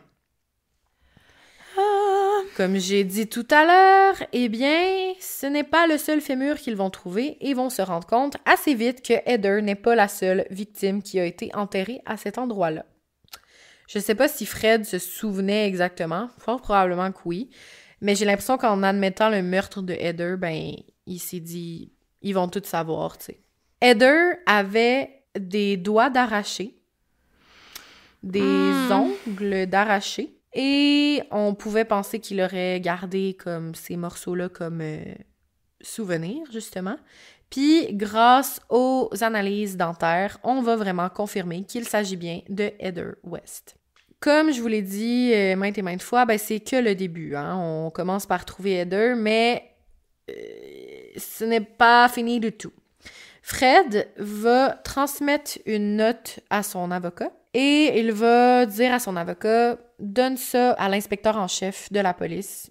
Je vais pas le dire de vive voix, je l'ai écrit. » Donc, l'inspecteur en chef de la police va recevoir une note que Fred a écrite qui dit « Moi, Frédéric West, autorise mon avocat Howard Hodgson à informer le commissaire Bennett, en charge de l'enquête, que je souhaite admettre 11 autres meurtres environ. Environ. Donc, Charmaine, Rena et d'autres que je pourrais identifier. Signé Frédéric West. Aïe, aïe, aïe. Donc, entre le 5 et le 8 mars, la police va découvrir 9 corps au total dans la cour. Donc, 8 autres, 9 au total, dans la maison, dans la cour de la maison Cromwell Street. Excuse-moi, j'ai de la misère à parler. C'est correct. Mais ça déboule vite, là. Il y avait eu le mandat le 23 février, puis là, début mars, ils trouvent 9 autres corps, là. Là. Oui. Ça déboule vite en tabarouette. Donc, c'est pour ça que je disais, tu sais, malheureusement, Heather est décédée, mais heureusement, c'est ce qui a fait déboucher l'affaire parce que ça aurait pu continuer encore des années. Là, je voulais juste ajouter un petit fun fact. J'ai trouvé ça en faisant mes recherches, puis j'ai trouvé ça quand même cute. Mais quand Fred, il a donné cette lettre-là, puis qu'il a comme aidé à trouver, tu sais, tout ça, puis, tu sais, qu'il a avoué, là, l'avocat de Fred West, là, lui qui est censé comme le protéger, il écoutait aussi, là, veut pas, l'autre bord de la fameuse salle d'interrogatoire. Puis quand Fred a finalement avoué les meurtres, puis même plus encore qu'on pensait, là, parce que 9 dans la cour, mais aussi Charmaine, Rena et tout, l'avocat de Fred va se lever debout et tous les enquêteurs de police qui étaient sur l'affaire à ce moment-là vont se lever debout et ils vont se donner un câlin en silence, un câlin de groupe. Tu sais, ils sont juste l'autre côté de la porte, fait qu'ils veulent pas se faire entendre, mais ils vont juste tous se lever, à être tellement comme soulagés. Même son avocat là, qui le défend, il est comme bon, il a tout avoué ça, là. Genre, ils se sont tous donné un câlin de genre wow. Après tout ce temps, on va en finir avec cette histoire. On va enfin... Oui, c'est ça, tu sais. Donc, malgré l'insistance de Fred là, sur le fait que sa femme Rose, elle avait rien à voir dans les meurtres, Rose, elle va quand même être arrêtée le 20 avril 1994 parce que les policiers, ils croient pas une seconde ce que Fred dit. Genre, oui, il a fait plein de confessions, mais ça, ils le croient pas pantoute. Ils pensent qu'il veut juste la protéger. Puis ils ont bien fait. Donc, Rose va être interrogée plus en détail sur les meurtres, en particulier sur celui de sa fille Heather. Et c'est le 25 avril, donc seulement 5 jours plus tard, qu'elle va enfin être officiellement, elle aussi, accusée de meurtre. Juste celui de Heather? Pour l'instant, c'est ce qu'ils ont trouvé. Donc là, Fred et Rose, les deux, sont accusés et sont en prison, là, techniquement, en attente de quelque chose, là, du procès, tu sais. En plus des meurtres des victimes qu'on a déterrés dans la maison où le couple habitait, Fred va avouer les meurtres de sa première femme et de sa belle-fille, donc Rena et Charmaine, et il va également avouer le meurtre de Anne McFall, qui était enceinte de 8 mois. C'est fou, là. Tout ça, ça se fait là. J'avoue que, à moins qu'il en ait oublié, là, ce qui serait épouvantable, mais il a de l'air de vouloir tout avouer, là. Rendu là, en avouer 12, mais pas 13. C'est ça, je me dis aussi, mais... peut-être qu'il y en a pas plus. Ou, sincèrement, c'est qu'ils les a oubliés, s'il y en a d'autres. Ou que c'est peut-être sa femme, Rose, qu'ils avaient fait qu'il voulait pas la stouler. Je me dis ça, je me dis la même chose, puis c'est ce que j'espère, dans un sens, qu'on connaisse toute l'identité des victimes. Mais ça reste qu'il a été capable quand même de faire autant d'atrocités. Ça se pourrait très bien qu'un petit mensonge de plus, ça y fasse pas peur. Là. Oui, ça se pourrait très bien, là. Tu sais, puis Anna-Marie, elle avait quand même exprimé le fait que sa mère, elle l'a jamais retrouvée, puis sa demi-sœur Charmaine, puis Anne McFall, elle l'a connue. Fait que peut-être qu'il a juste avoué ce qu'il avait besoin d'avouer, là. Genre, c'est très possible. Très c'est vrai. possible. Oui, totalement. Donc, entre le 10 avril et le 7 juin, ils vont être capables de déterrer les 4 corps, en fait, que je viens juste de vous dire, avec l'aide de Fred. Rena, Charmaine, Anne et le bébé. Mhm. Fred et Rose West ont été amenés devant un tribunal à Gloucester le 30 juin 1994. Ils vont être accusés, Fred pour sa part de 12 meurtres et elle de 9. C'était la première fois que le couple se voyait depuis leur arrestation, là, depuis la fois où ils sont arrivés à leur porte puis que Fred il a fait « m'en viens au poste ». C'était la première fois. Avant d'entendre leurs accusations, là, d'ailleurs, à ce fameux tribunal, cette journée-là, Fred, il aurait regardé sa femme, puis il aurait posé sa main sur son épaule, parce qu'ils étaient proches, les deux. Ils étaient assis un à côté de l'autre, probablement en train de se faire accuser. Puis Rose, elle aurait ignoré complètement la présence de son mari, puis elle aurait même fait une grimace, genre de gêne. Quoi? Et ça, là, ça va vraiment pas passer. Parce que Fred, là, on se rappelle, là, il est en train d'essayer de protéger Rose, là. Il a avoué tous les meurtres, puis il a dit qu'elle avait aucunement d'affaires avec ça, là. Tu sais, en ce moment, lui, il est accusé de 12, elle de 9, mais lui, son but, c'était de tout faire pour qu'elle soit accusée de 0 puis une barre, là, tu sais. Ouais, puis... Sauf que là, il est blessé, là. Il est blessé. Donc, pendant que Fred, il était en détention en attendant le vrai procès là, à la prison de Birmingham, ben, il va devenir de plus en plus déprimé. Parce que là, ça lui a vraiment fait de la peine ce que sa femme elle a fait. Puis lui, il est en peine là, en ce moment. Il est en grosse peine d'amour. Ça s'aggrave de plus en plus à cause, premièrement, ben, de genre le rejet que sa femme elle a fait au tribunal, mais aussi parce qu'il avait envoyé des lettres à Rose depuis qu'il est en prison en attente du procès. Puis Rose, elle a jamais répondu à aucune de ses lettres. Mais pas juste ça, il aurait lu dans le journal que Rose, elle a endossé le rôle d'une mère qui est en deuil, puis qui est triste après avoir perdu tellement de gens, puis des enfants à cause de son mari complètement fou, puis elle va parler de la haine envers Fred, puis elle est en train de genre, tu sais, à la place de juste rien dire, puis d'être impassible pendant que son mari la protège, ben elle va en mettre, là, puis elle va profiter de ce fait-là.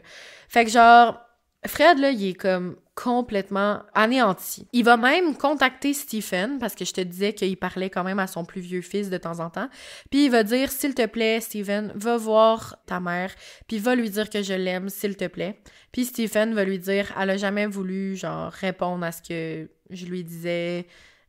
Dès que j'ai dit ton nom, elle s'en foutait. » Donc, Fred va retirer ses aveux, comme quoi Rose avait jamais agi dans toute cette affaire.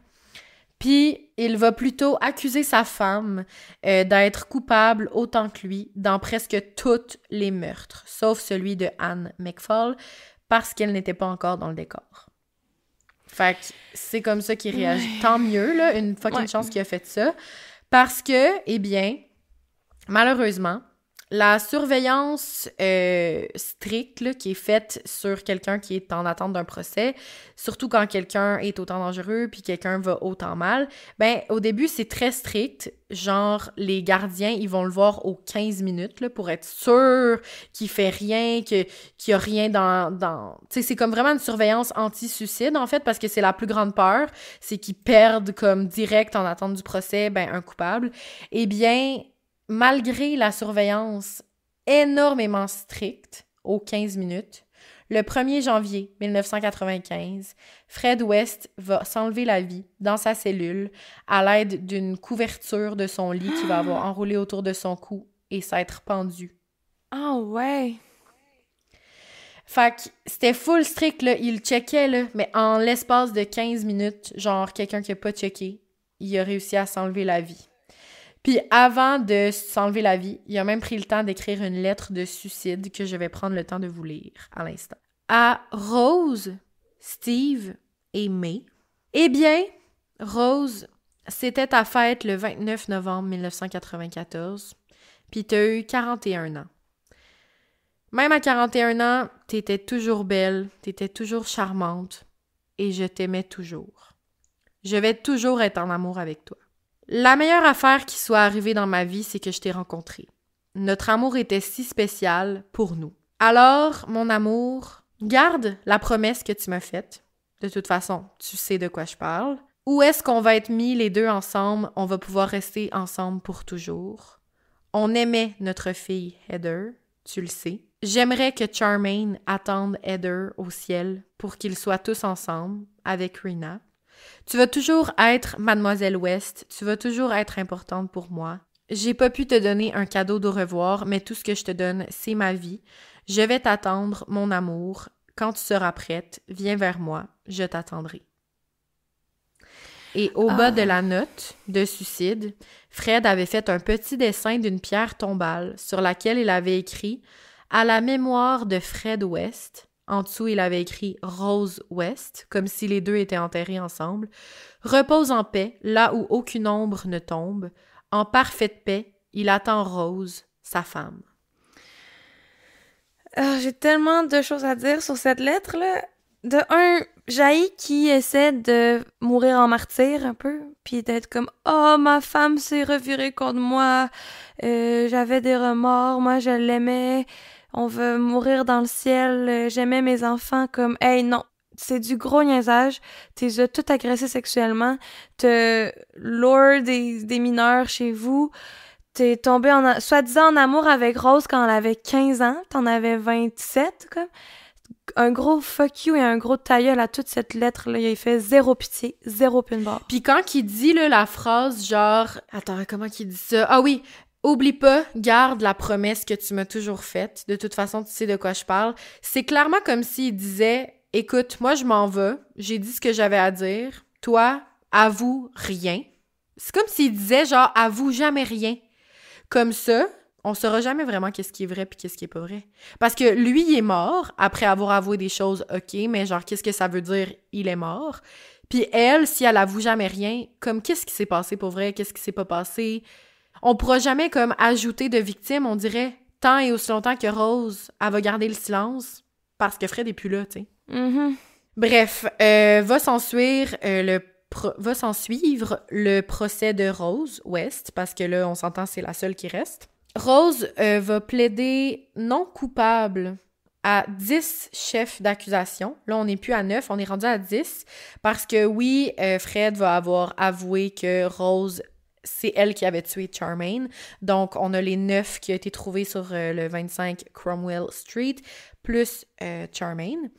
Donc, elle va plaider non coupable aux 10 chefs d'accusation, bien évidemment. Son procès à la Winchester Crown Court va commencer le 3 octobre 1995 et elle va être jugée par le juge Mental. Donc, dans sa déclaration d'ouverture, le procureur de la couronne, qui s'appelle Brian Leveson, il va décrire les West comme des meurtriers sadiques, obsédés par le sexe, qualifiant les corps découverts à Cromwell Street comme étant les secrets les plus terribles que les mots ne peuvent même pas exprimer. Les derniers moments des victimes sur Terre ont été l'objet de la dépravation de cette femme et de son mari. C'est ce qu'il va dire.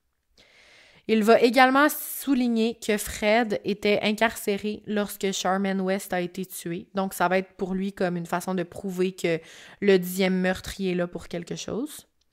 Les témoins à charge comprenaient des locataires de Cromwell Street, des proches des victimes, la mère de Rose, Daisy, et sa sœur Glenys, ainsi que des victimes survivantes dont Anna Mary, Caroline Owens était là également, puis plusieurs filles qui auraient été techniquement agressées sexuellement par Fred ou par Rose durant toute cette période et qui n'étaient juste pas sorties jusqu'à maintenant. Fait que c'est quand même vraiment beaucoup de monde, là. L'avocat de Rosemary, lui, Richard Ferguson, va tenter de discréditer la majorité des témoins de l'accusation en leur reprochant d'avoir témoigné pour des raisons monétaires.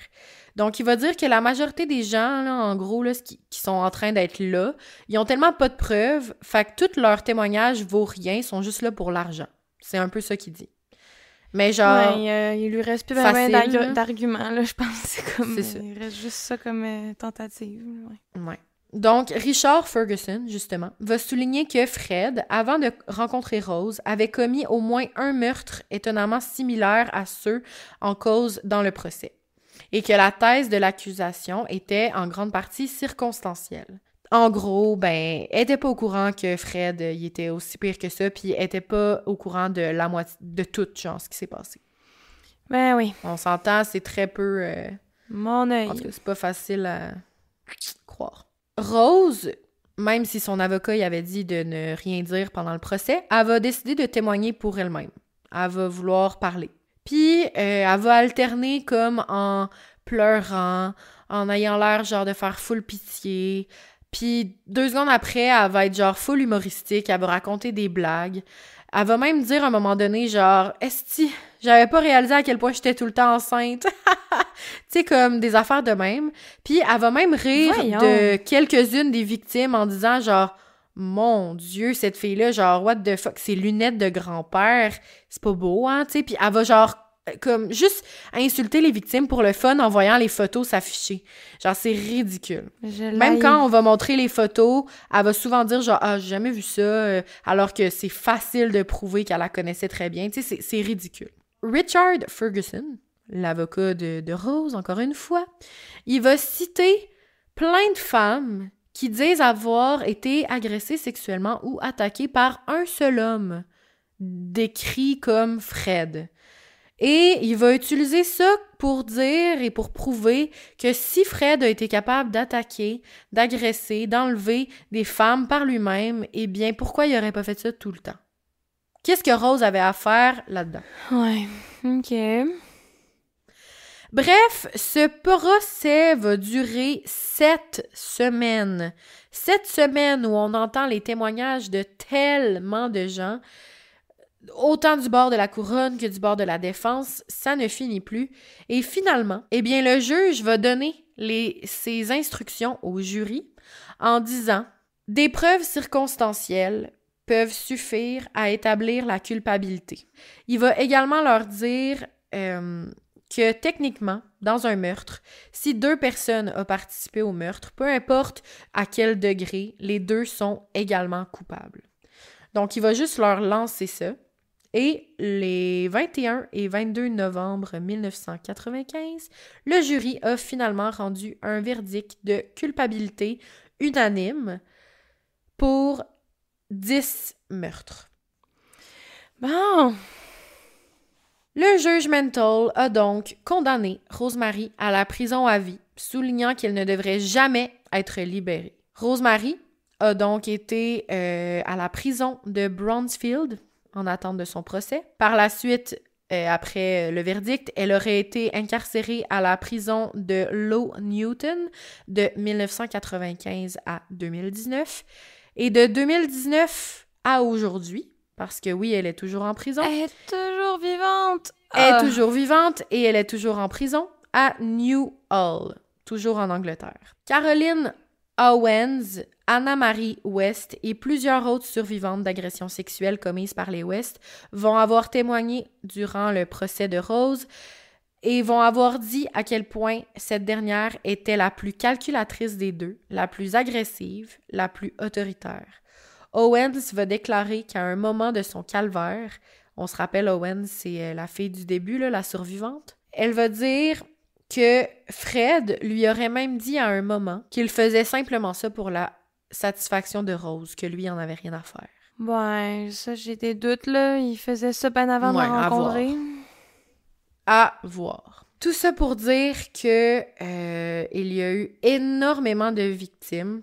Là, j'ai pas encore terminé totalement l'épisode, mais je voulais juste prendre un petit moment pour vous énumérer le nom des victimes à nouveau, pour qu'on les garde en mémoire et qu'on se souvienne d'eux. Donc, Anne McFall, ainsi que son enfant encore dans son ventre, Charmaine West, Catherine Rena Costello, Linda Gout, Caroline Cooper, Lucy Partington, Thérèse Siegenthaler, Shirley Hubbard, Juanita Mott, Shirley Ann Robinson, Allison Chambers et Heather West.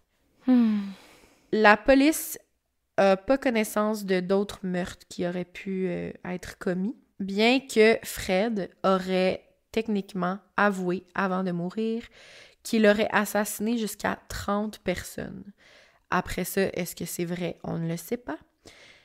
Il aurait d'ailleurs dit que techniquement, il allait avouer un meurtre par année pour ce qui est de la suite des événements. Il aurait dit ça avant de s'enlever la vie. Fait que techniquement, ça se peut que ce soit juste pour garder le mystère dans la tête des policiers, là, parce que pourquoi il aurait avoué 12 meurtres pour ensuite dire le reste, je vais vous en avouer un par année, là, juste pour mon plaisir personnel? Je ne sais pas, mais il aurait dit au moins 30 autres victimes. Ah, Steve veut niaiser le monde même quand il est mort.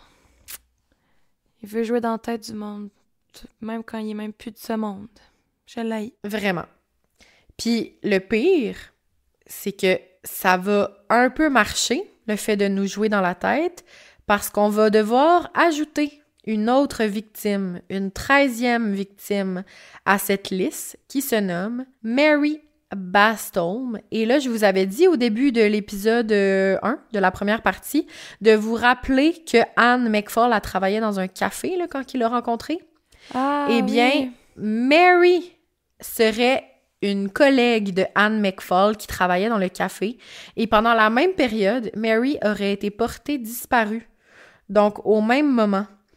Et puis là, en mai 2021, la police a annoncé son intention de procéder à des fouilles sur le terrain d'un café à Gloucester après avoir reçu les informations selon lesquelles le corps de Mary Bastholm aurait pu être enterré en dessous du café. Donc, à l'endroit où il l'aurait rencontré. Parce que ça a l'air que Fred, il allait souvent à ce café-là, c'est là qu'il a rencontré Anne, et que ce serait très possible que la raison de la disparition de Mary, ce soit que Fred lui ait enlevé la vie.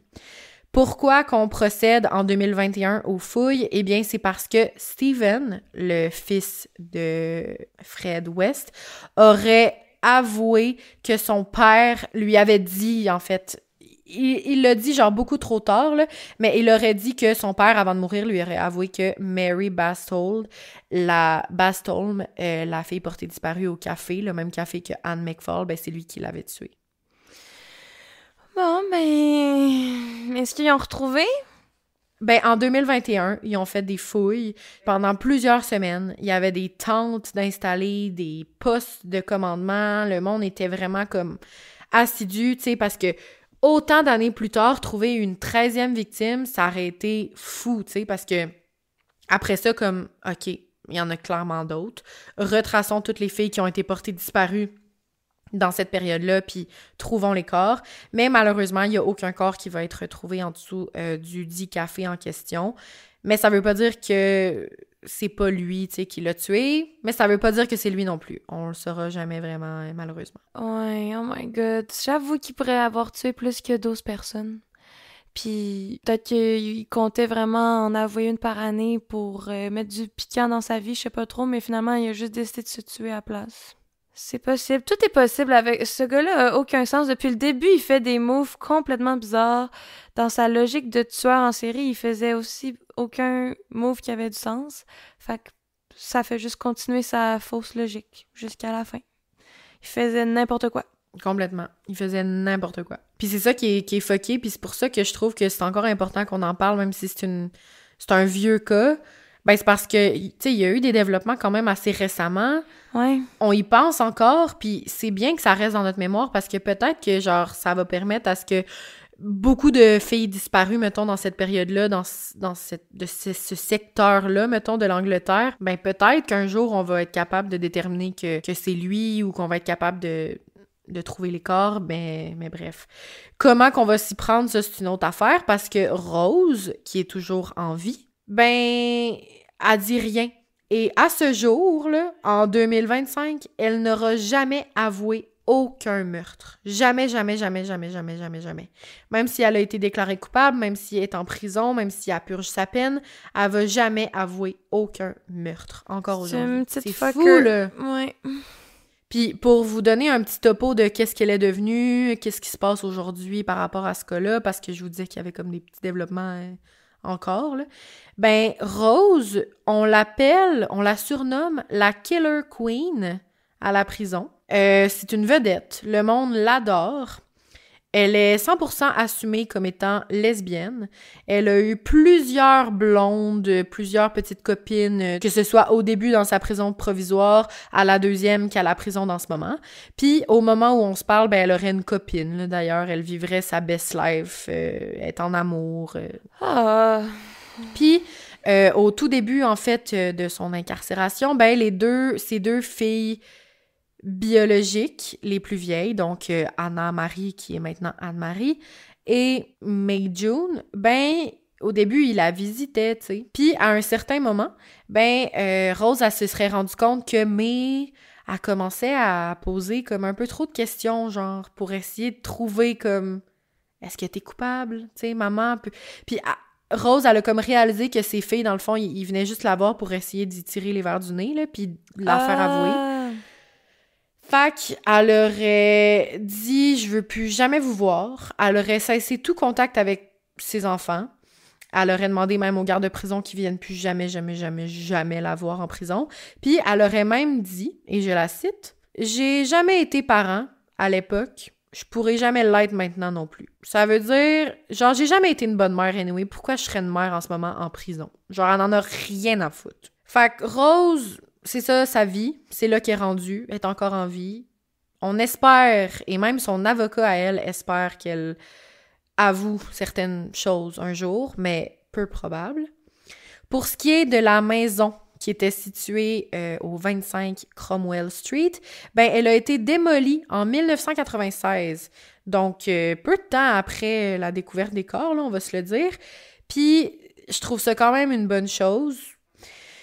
Tous les débris auraient été techniquement détruits pour justement décourager ce genre de personnes-là qui auraient voulu comme garder des souvenirs de la maison, tu sais, des bibelots, whatever, puis dire que ça a appartenu à la maison des horreurs de l'Angleterre. Sauf que, bien sûr, comme on s'en doute, ben, il y a tout le temps des petites failles, hein. À chaque fois qu'on essaie de faire bien les choses, ben, il y a tout le temps quelqu'un qui va plonger son nez là-dedans et qui va empêcher qu'on fasse bien les choses.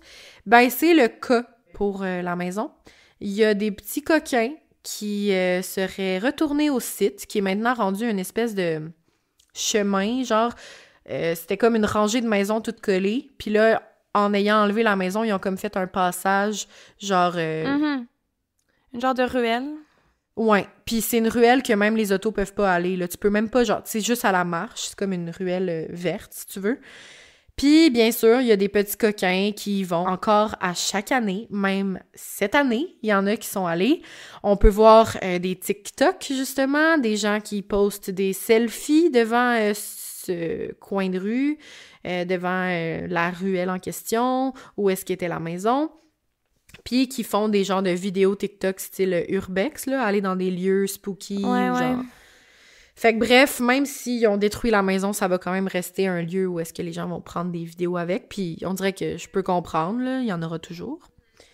Puis tant qu'à parler de caves ou de gens un peu cons qui sont un peu irrespectueux, je vais juste vous mentionner quelques autres affaires complètement cons que j'ai trouvées en faisant mes recherches. Première affaire que j'ai trouvée vraiment triste, plus que con, c'était vraiment triste.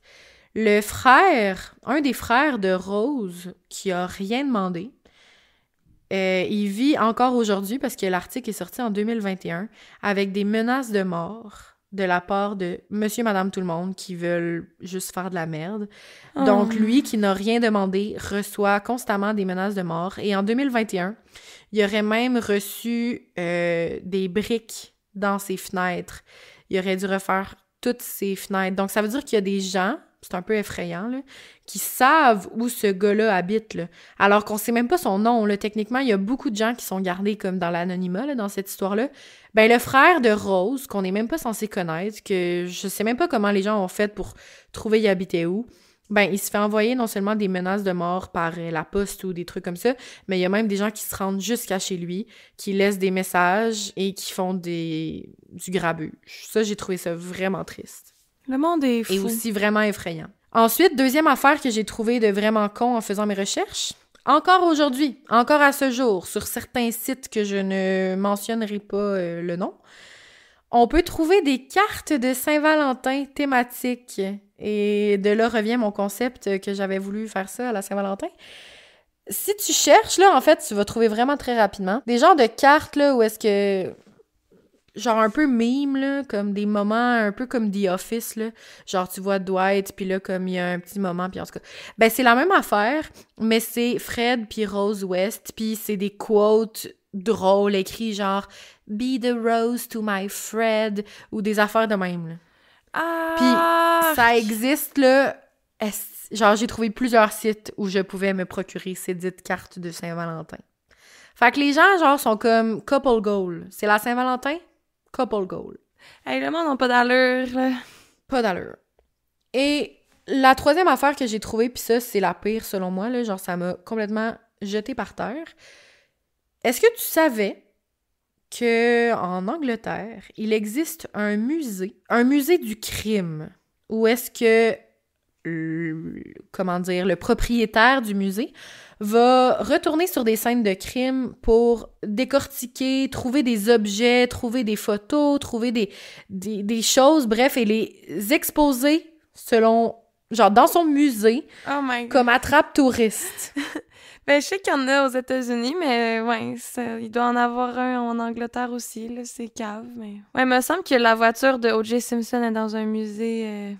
Ah, c'est clair, là. Puis genre crime. La poupée de la conjuration, ou ben il y a plein d'affaires de même un peu sketch, là. Ouais. Mais ce fameux monsieur qui s'appelle Andy Jones, ben il aurait été capable de récupérer des objets de torture dans la maison avant qu'elle se fasse démolir.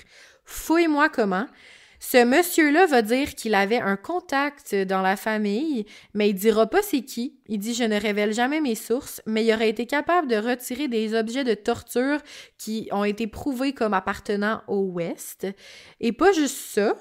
Récemment, genre c'est un article que j'ai trouvé en 2024, ça fait terriblement peur. Ce même monsieur aurait acheté une paire de sous-vêtements à Rose West en prison pour une grande somme d'argent, là, en échange d'une grande somme d'argent. Ah! Et les sous-vêtements, les petites bobettes de Rose sont exposées dans ce musée. Non! Dans la section Les West. Calisse! Ok, je suis exaspérée. Mais, gars, les outils de torture, là... On peut se dire que c'est peut-être pas vrai, puis il dit « J'ai des contacts », mais c'est qui ces contacts-là? Les enfants de 10 ans de la famille, là, ça me surprendrait. Peut-être qu'il râle la marde. Les bobettes, il est juste dégueu, ce monsieur-là. Voyons! Oui, je sais, c'est débile. Puis j'ai trouvé comme 2-3 sources pour ces deux informations-là, là. Genre les objets de torture, puis les bobettes, comme il y avait 2-3 sources chaque, puis il y avait des photos, puis c'était des sources fiables, là, puis j'étais comme, voyons donc, puis j'étais sur le cul, puis en tout cas, je voulais juste le mentionner parce que les gens m'exaspèrent. Je suis plus capable. Je suis plus capable. Je sais, ça finit bientôt, là, inquiétez-vous pas, genre, je vais finir ce maudit épisode, mais avant de juste terminer, je voudrais qu'on pense à tous les enfants des West qui sont toujours en vie aujourd'hui. Je sais qu'il y en a certains qui sont protégés, là, on sait pas leur nom, puis tant mieux, mais bref, il y a encore beaucoup d'enfants qui sont en vie, puis qui ont vécu tellement d'horreurs qu'ils doivent avoir la vie la plus difficile en ce moment. J'ai pas des informations sur tout le monde, mais bref, c'est des victimes dans tout ça, puis je veux qu'on s'en rappelle. Mm-hmm. Je voulais aussi qu'on se rappelle de tous les autres survivants qui ne sont pas nécessairement leurs enfants, mais qui vont devoir vivre avec un traumatisme pour le restant de leur vie. Puis là, je vais vous nommer des personnes en particulier. Première des choses, Anne-Marie West. Très important. Juste vous dire, 2 semaines après avoir témoigné contre sa belle-mère en 95, Anne-Marie a tenté également de s'enlever la vie. Je voulais le mentionner parce qu'elle aussi, elle a souffert énormément de cette histoire. Elle aurait essayé, même par la suite, à plusieurs reprises, sans jamais y arriver. Je sais pas si je dois dire genre heureusement, là, mais dans ma tête, oui, tu sais, heureusement, elle est encore là. Mm-hmm. Lorsqu'on lui a demandé au procès pourquoi elle n'avait jamais dénoncé les abus physiques, émotionnels et sexuels avant qu'elle le fasse, elle a répondu Tout ce que j'ai vécu étant enfant et adolescente, c'est tout ce que j'ai connu et c'était rien d'autre qu'une normalité pour moi. Et mon père et ma belle-mère étaient tout ce que j'avais. Caroline Owens, qui s'appelait vers la fin de ses jours Caroline Roberts, a également fait plusieurs tentatives pour s'enlever la vie après ce qu'elle a vécu. Elle va avoir fait plusieurs apparitions dans des entrevues, dans des reportages, dans des documentaires, puis elle va raconter vraiment comme tout ce qui est arrivé à maintes et maintes reprises. Elle va déclarer en 2014 « Si j'avais réussi à leur donner une peine de prison pour ce qui m'est arrivé, les autres filles ne seraient probablement pas mortes. » Elle est aujourd'hui décédée à l'âge de 61 ans d'un cancer et jusqu'à la fin, elle a eu le survivor guilt, là. Ouais, pauvre petite, là, parce que pour nous, ça a l'air facile de dire, ben, va dénoncer, pointe-toi au procès, mais on sait pas c'est comment vivre ça à l'intérieur de toi, puis avec toute la détresse psychologique qui vient avec, là, on peut pas savoir, elle devrait pas s'en vouloir, mais on peut pas s'en empêcher. En faisant autant partie de documentaires, comme je disais, puis de reportages, puis tout, c'est comme si toute sa vie, même si elle a survécu, toute sa vie a quand même tourné autour de ça. En tout cas, je trouve ça vraiment triste, puis je voulais le mentionner. Une autre personne que j'ai jamais mentionnée à date dans les deux parties, mais que j'ai trouvé comme en faisant mes recherches, puis je trouvais ça bon de le dire, on le surnomme Crick. C'est un ancien ami des West, un ancien voisin quand il était au trailer park. Fait que ça fait quand même longtemps. Après ça, est-ce que ce qu'il dit là, c'est vrai? Je le sais pas, mais bref, on va apprendre que Crick, il aurait souvent voulu dénoncer les West à la police. Genre, il a souvent appelé la police pour dire comme « Hey, j'ai vu telle affaire de louche dans le trailer park. Hey, j'ai trouvé certaines affaires. Hey, j'ai trouvé des photos. Hey, j'ai cru entendre que Fred West, il faisait des avortements illégaux. » Crick, il a souvent dénoncé à la police Fred West pendant tout le temps qu'il habitait au trailer park. Ça veut dire dans tous les débuts, tu sais. Puis, à force de jamais recevoir comme aucune réponse des policiers, puis de voir que l'enquête avançait pas, ben, il était convaincu que tout ce qu'il avait fait, ça l'avait servi à complètement rien, puis qu'il allait éventuellement comme se faire rattraper par ça d'une quelconque façon, tu sais, parce que Fred, il courait encore dans les rues et tout. Donc, bref, on va apprendre que Crick s'est enlevé la vie dans son véhicule par intoxication au monoxyde de carbone. Puis je voulais juste le mentionner parce que c'est quelqu'un qui aurait comme essayé de dire quelque chose puis qui aurait comme pas été capable, pas été entendu peut-être. Ensuite, le frère qui est comme né tout de suite après Fred, donc l'autre plus vieux de la famille, je l'ai mentionné là quand même longtemps, là, je pense que c'est dans la première partie, John West, c'est le seul qui était au mariage de Rose et de West et de Fred, là, on se rappelle qu'il était un peu problématique. J'ai fortement insinué qu'il était très problématique, puis j'en ai jamais reparlé, mais bref, John, pourquoi c'était le seul qui était au mariage de Fred et de Rose? Eh bien, probablement parce que John étant quasiment âgé du même âge que Fred, ben on connaît pas toute sa vie, on connaît pas toute l'histoire. Lui, il a peut-être pas eu comme un couple de meurtriers, mais il a quand même fait beaucoup de mal dans sa vie, puis il s'est enlevé la vie lui aussi. Au moment où il s'est enlevé la vie, il était en attente d'un verdict du jury parce que lui aussi a été amené en procès par Anne-Marie. Parce que Anne-Marie a témoigné avoir été agressée sexuellement environ 300 fois par John West, c'est-à-dire plus que par son propre père. Donc, tu sais, tout ce que j'ai raconté que Anne-Marie a vécu de mal, ben, John West, là, je l'ai pas mentionné dans mon épisode parce que c'était comme trop compliqué à plugger, là, mais là, je le dis là.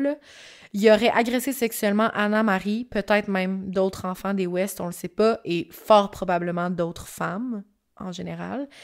Puis même Fred, dans ses derniers aveux avant de mourir, il affirmera que son frère John a participé à plusieurs des meurtres. Mais ça, on ne pourra jamais le prouver encore une fois. Mais bref, je voulais juste le mentionner parce que John West, tout comme Fred West, a vécu l'enfer et il a commis l'enfer et il s'est enlevé la vie à cause de ça. Donc, je voulais le mentionner. Tellement de gens ont essayé ou se sont enlevés la vie dans cette histoire. Oui, et c'est même pas terminé, Jus. Il me reste 2 personnes que je veux mentionner, puis ensuite, je vous quitte parce que là, c'est trop long. Stephen West. On se rappelle de lui. Non! Le fils aîné. Il va également avoir fait plusieurs tentatives de suicide, mais je te rassure, ce dernier est toujours en vie. OK. Par contre, en 2004, Stephen va être emprisonné pendant 9 mois pour avoir eu des relations sexuelles avec une jeune fille de 14 ans alors qu'il était majeur. Le rapport sexuel était, selon Stephen et même selon la victime, consensuel. Cependant, c'est illégal quand même, donc il va faire 9 mois de prison. Et par la suite, on ne sait plus il est rendu où. Il est sorti de prison. Il est encore en vie. On pense qu'il est marié et qu'il a un enfant avec cette femme. Le dernier que je vais mentionner, c'est Barry West, le dernier petit gars que le couple a eu ensemble. En 2004, Barry a affirmé avoir été témoin du meurtre de sa sœur Heather. Fait que lui, en 2004, genre 10 ans après la découverte de Heather, là, il va avouer aux autorités qu'il l'a jamais dit, il l'a toujours gardé pour lui parce qu'à l'époque, il avait 7 ans, puis il était pas capable de process. Mais là, à l'âge qu'il était rendu, en 2004, ben, il a réalisé ce qu'il avait vécu à l'âge de 7 ans et il a été témoin de toute l'agression que son père, Frédéric, aurait fait à Heather et du meurtre et de l'enterrement et de tout. Ouais! Ouais. Par la suite, on n'a pas eu d'autres nouvelles de Barry West, à part, tu sais, puis de toute façon, c'est des choses qu'on savait déjà, là, que Fred avait tué Heather. Mais l'autre nouvelle qu'on va avoir, malheureusement, par la suite, c'est en 2020. Eh bien, on va apprendre que Barry West, à l'âge de 40 ans, il se serait enlevé la vie. Juste avant sa mort, il aurait pris comme une grande quantité de drogue. On va savoir qu'il y avait des problèmes de toxicomanie, des problèmes psychiatriques, probablement à cause des traumatismes de son enfance, du fait qu'il avait vu son père tuer sa sœur et tout. Et bref, il se serait enlevé la vie. Hey. C'est le dernier que je voulais mentionner. C'est terrible. Je me rends compte en ce moment que je pense que c'est le pire épisode que j'ai fait ever. Ouais. Je pense que tout ce que je dis depuis le début, tout est négatif. Jusqu'à la toute fin. Je suis déprimée. Oh mon Dieu. Non, mais ma pensée aux victimes, là, ça n'a pas de maudit bon sens que ça soit arrivé tout ça, là. Tu comprends pas, là, tout ce qui vient de tomber de mes épaules à juste te l'avoir raconté. Puis à vous de l'avoir raconté. Je sais pas si on va garder ça au montage, là, mais je suis genre... En ce moment, j'ai plus d'énergie. Mais moi aussi, je suis brûlée. Puis je faisais juste écouter, fait que j'ose même pas imaginer toi. C'était mêlant aussi, il y avait beaucoup de personnages. C'était des longs épisodes. J'ai pas trouvé ça mêlant, moi. Moi, je t'ai suivi. Non, mais bravo d'avoir tout démêlé ça, puis tu sais, ça aurait pu être 5 épisodes, là. Puis t'as quand même réussi à vulgariser ça en 2 épisodes. Oui, très long, mais... Moi, je les ai trouvés clairs, puis good job, là. Mais c'était vraiment épouvantable. Ouais, je sais, c'est terrible. Pas ta manière de raconter, mais l'histoire. Non, je suis complètement d'accord, là. On dirait que c'est maintenant que je réalise, en plus qu'on ait enregistré tout ça en une soirée, c'est maintenant que je réalise à quel point c'est terrible tout ce que je dis depuis le début. Mm-hmm. Je trouvais ça important de le raconter parce que c'est pas fini, là. S'il se passe encore des affaires en 2024... qu'est-ce qu'on va apprendre l'année prochaine, tu sais? Ouais, on peut toujours avoir une confession sur le lit de mort de Rose. Là. Moi, je savais pas qu'elle était encore en vie, puis je savais les grandes lignes de l'histoire. Là. C'est pour ça que des fois, j'ajoutais quelques affaires, mais je savais pas autant les détails. Puis encore, n'importe quand, une nouvelle pourrait sortir, un corps pourrait être retrouvé, on pourrait vraiment élucider des affaires irrésolues avec cette histoire-là, fait que c'est bien de la garder en vie. Ouais, c'est ça que je pensais, en tout cas. Étant donné que ça a l'air que Crime Glacé a des pouvoirs de prémonition, ben je manifeste et je lance dans l'univers que Rose va confesser quelque chose et qu'on va apprendre plus de détails sur cette affaire. Donc, en faisant le podcast, j'espère que ça va amener à quelque chose. On tout manifeste... comme Robert Picton. Ouais, on manifeste dans l'univers que Rose va s'ouvrir la trappe. Bref, j'ai fini de parler. Je suis exténuée. N'oubliez pas, 11 février 19h, on va être en live sur Patreon pour nos 1 an. Oui! Sinon, n'oubliez pas de vous abonner à nos réseaux sociaux. Je sais pas dans quel contexte vous écoutez l'épisode en ce moment, mais applaudissez Cri d'avoir fait un épisode de genre 6 heures. Si vous êtes en voiture, applaudissez avec parcimonie. Oui, ne lâchez pas le volant. Puis là, la semaine prochaine, ben c'est mon défi Patreon, un crime western. Donc, en plus du live, si vous voulez savoir c'est quoi cet épisode, ben rejoignez-nous sur Patreon. Et ben pour les autres, on se retrouve dans 2 semaines. Oui, avec un épisode de Juju. Yes. Fait que merci beaucoup, je vous aime et à bientôt. Oui, moi aussi, bisous, bisous, cornet.